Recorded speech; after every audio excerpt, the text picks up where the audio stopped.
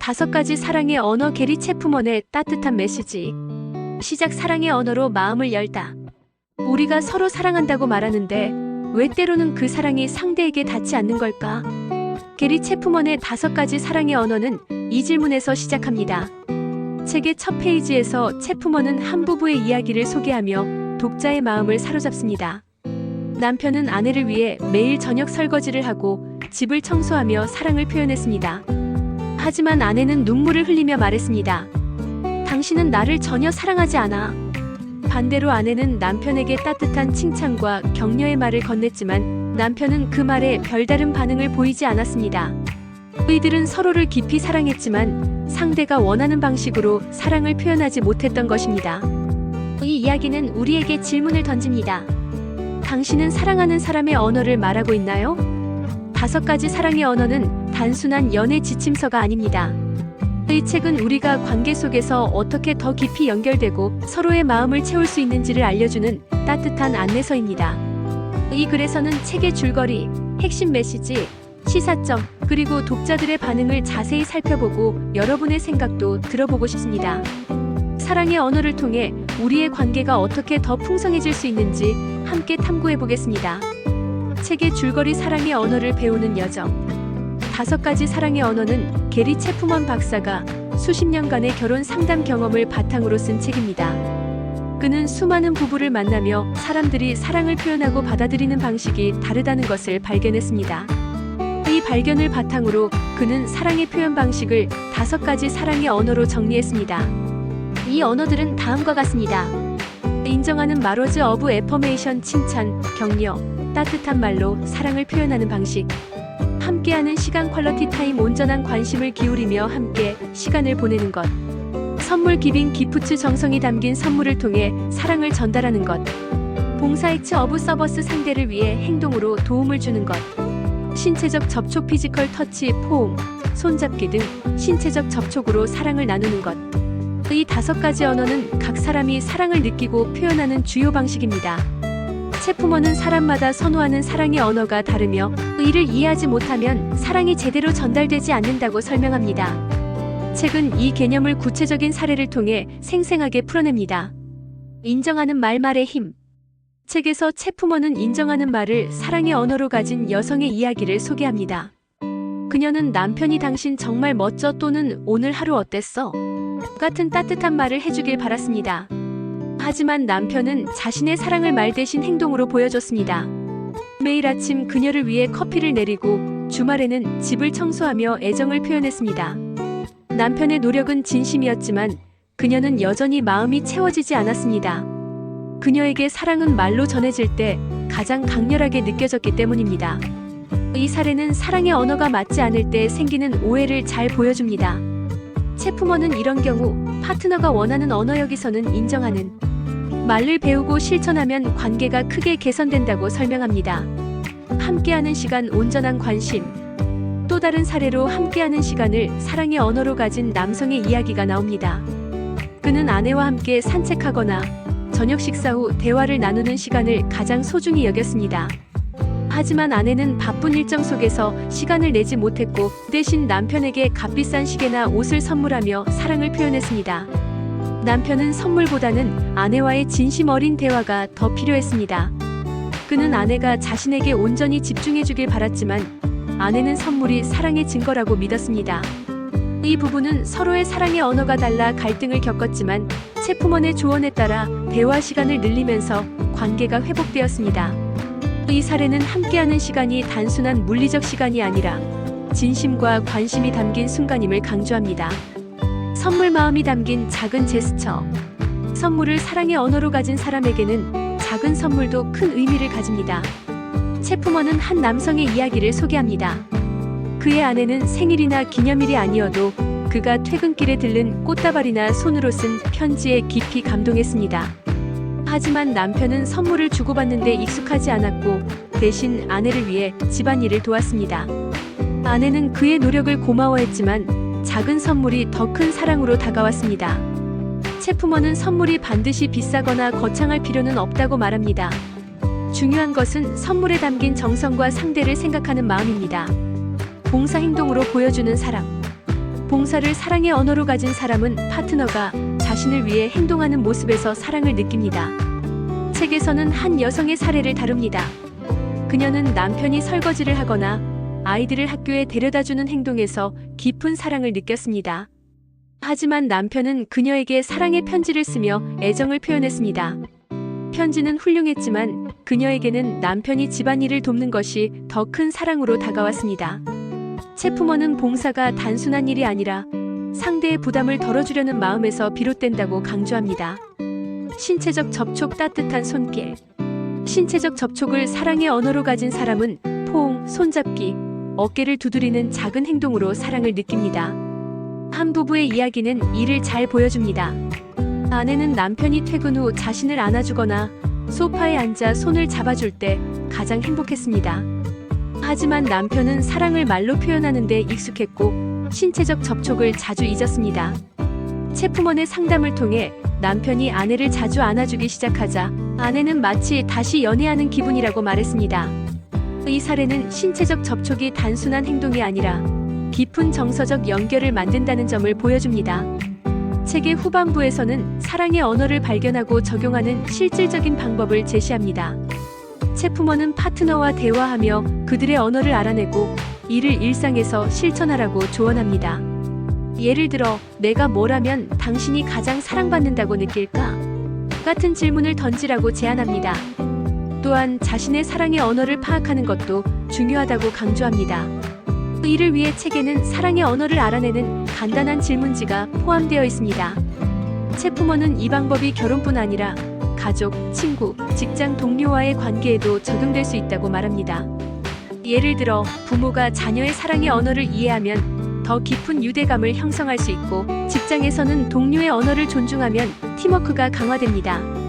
핵심 메시지: 사랑은 선택이자 노력. 5가지 사랑의 언어의 핵심 메시지는 사랑이 단순한 감정이 아니라 의지와 선택이라는 점입니다. 체프먼은 사랑을 사랑의 탱크로 비유합니다. 각 사람은 마음속에 사랑의 탱크를 가지고 있으며 이 탱크가 채워질 때 행복과 안정감을 느낍니다. 하지만 탱크가 비어 있으면 관계는 삐걱거리기 시작합니다. 상대의 사랑의 언어를 이해하고 그 언어로 사랑을 표현하는 것이 탱크를 채우는 열쇠입니다. 예를 들어, 인정하는 말을 사랑의 언어로 가진 사람에게는 칭찬이, 신체적 접촉을 중시하는 사람에게는 포옹이 탱크를 채웁니다. 2번째 메시지는 모든 사람이 사랑을 다르게 느낀다는 점입니다.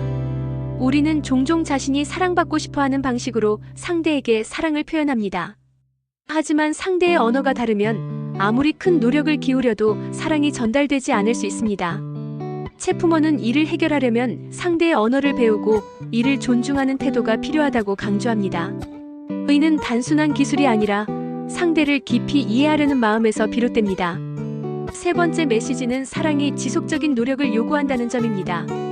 결혼 초기의 설렘은 시간이 지나며 자연히 줄어들 수 있습니다. 하지만 체프먼은 사랑의 언어를 의식적으로 실천하면 관계가 더 깊어질 수 있다고 주장합니다. 그는 이를 사랑의 언어를 배우는 여정으로 묘사하며 이 과정이 관계를 회복하고 강화한다고 설명합니다. 예를 들어, 결혼 생활이 무뎌졌을 때 상대가 원하는 방식으로 사랑을 표현하면 다시 설렘이 살아날 수 있습니다. 의는 단기적인 노력이 아니라 평생에 걸친 헌신과 학습의 과정입니다. 마지막으로 체프먼은 사랑의 언어가 보편적이라는 점을 강조합니다. 이 개념은 결혼에만 국한되지 않습니다.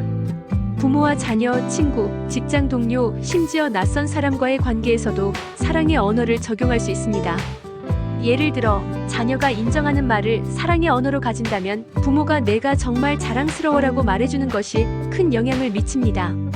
직장에서 동료가 봉사를 중시한다면 그들의 업무를 도와주는 작은 행동이 신뢰를 쌓습니다.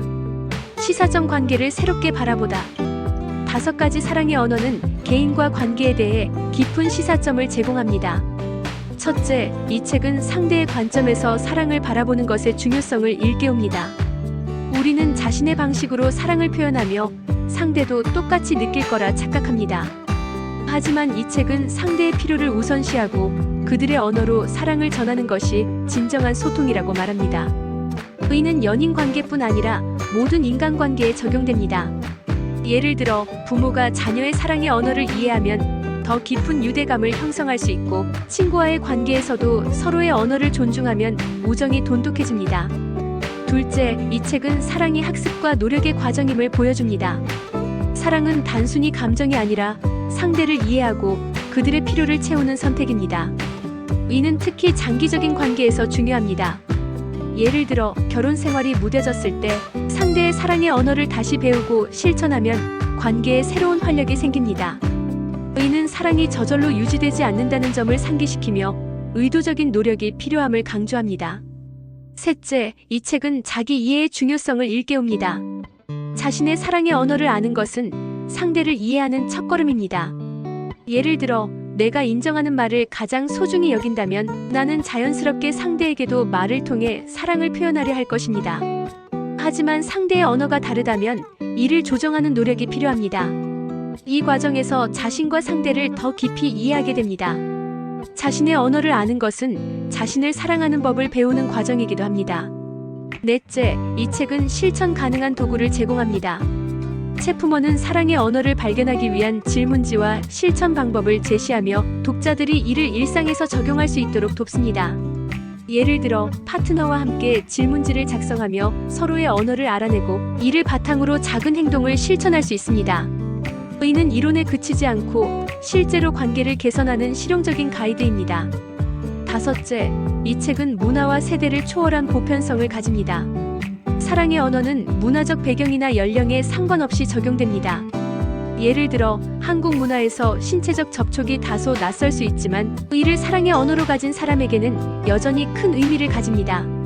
또한 젊은 세대와 기성세대 모두 이 개념을 통해 관계를 개선할 수 있습니다.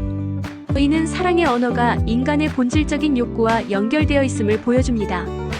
독자들의 반응 사랑의 언어로 변화한 산 5가지 사랑의 언어는 전 세계적으로 수백만 부가 판매되며 많은 독자들에게 깊은 인상을 남겼습니다.